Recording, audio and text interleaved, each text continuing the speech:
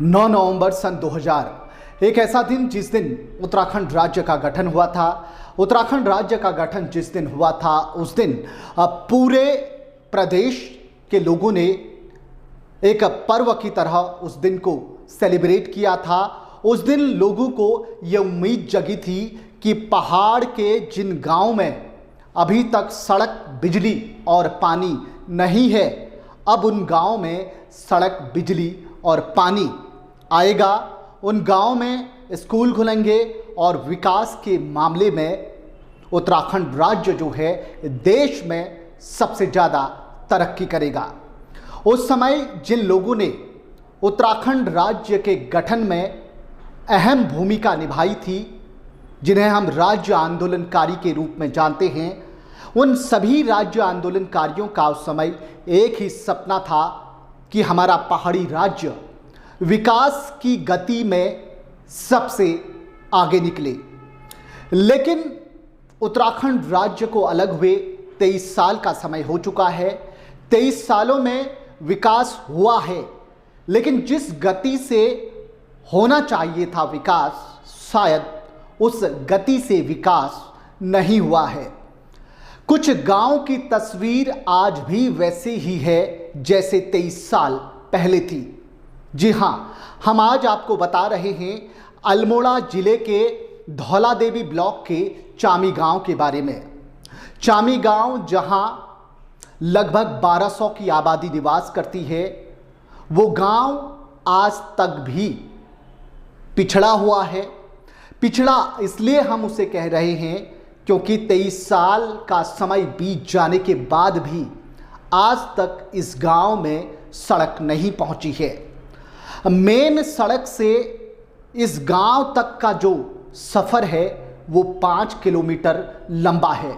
इस गांव में अगर रात को कोई माँ बीमार हो जाती है, कोई बुज़ुर्ग बीमार हो जाते हैं, या फिर किसी महिला को प्रसव पीड़ा शुरू हो जाती है, तो गांव के लोग जैसे तैसे डोली में बैठाकर उस महिला को या उस बुज़ुर्ग को बड़ी मुश्किल से अस्पताल तक लाते हैं। इस गांव के जो बच्चे हैं जो स्कूल जाते हैं पनवानौला में, वो लोग भी बड़ी मुश्किल से बरसात के दिनों में खासकर स्कूल तक पहुंचते हैं। इस गांव के लोगों का कहना है कि वो इस बार जो है लोकसभा चुनाव का बहिष्कार करेंगे, क्योंकि उन्होंने हर एक अधिकारी से गुहार वो लगा चुके हैं, जनप्रतिनिधियों से वो गुहार लगा चुके हैं, लेकिन अभी तक उनके गांव तक सड़क नहीं पहुंची है।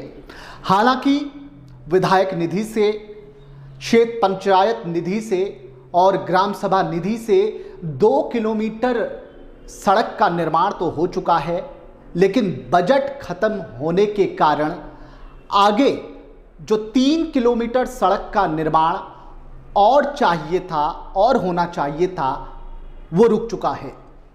इस गांव के ग्राम प्रधान गणेश प्रसाद कहते हैं कि इस बार उन्होंने लोकसभा चुनाव में शामिल नहीं होने के लिए एक ज्ञापन जो है एसडीएम साहब को भी सौंपा है और कहा है कि हम इस बार जो है लोकसभा चुनाव के इस महापर्व में शामिल नहीं होंगे, यानी हम मतदान नहीं करेंगे। तो आप सोचिए कितनी बड़ी बात है कि एक गांव, जिस गांव में 1200 की आबादी रहती है, उस गांव के लोगों को अपनी बात सक्षम अधिकारी तक पहुंचाने के लिए और सक्षम जनप्रतिनिधियों तक पहुंचाने के लिए ये करना पड़ रहा है और ये कहना पड़ रहा है कि इस बार वो वोट नहीं देंगे, यानी इस बार वो चुनाव का बहिष्कार करेंगे।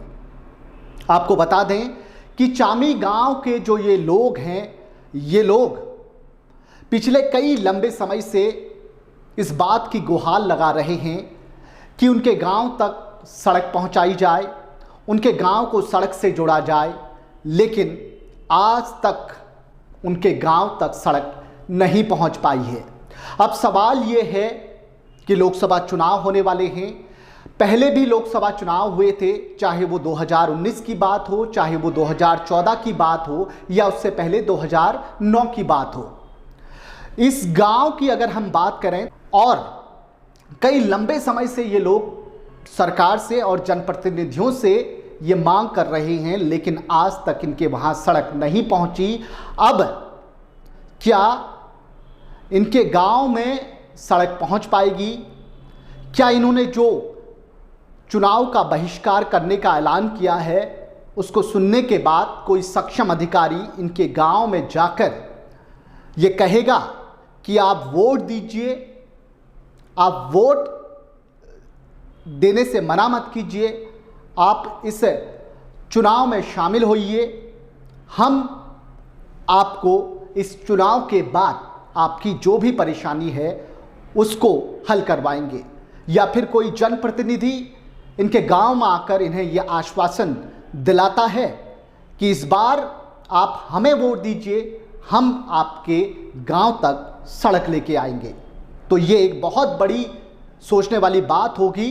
और दूसरी बात ये है कि अब इन गांव वालों ने खुद ही चंदा इकट्ठा करके सड़क निर्माण का काम शुरू कर दिया है और लगभग 60,000 का चंदा इन लोगों ने जमा कर लिया है। अब देखने वाली बात ये भी होगी कि क्या चंदे के पैसे से ये लोग 3 किलोमीटर सड़क बना पाएंगे या नहीं बना पाएंगे, क्योंकि जब विधायक निधि से केवल 2 किलोमीटर सड़क बन पाई, क्षेत्र पंचायत निधि से और ग्राम सभा निधि से मिलाकर केवल 2 किलोमीटर सड़क बन पाई, तो चंदे से क्या 3 किलोमीटर सड़क बन पाएगी? क्या इनके गांव में सड़क जा पाएगी? क्या इनके गांव में सड़क से लोग जा पाएंगे? ये अब देखने वाली बात होगी। देखते रहिए मुद्दा टीवी खबर।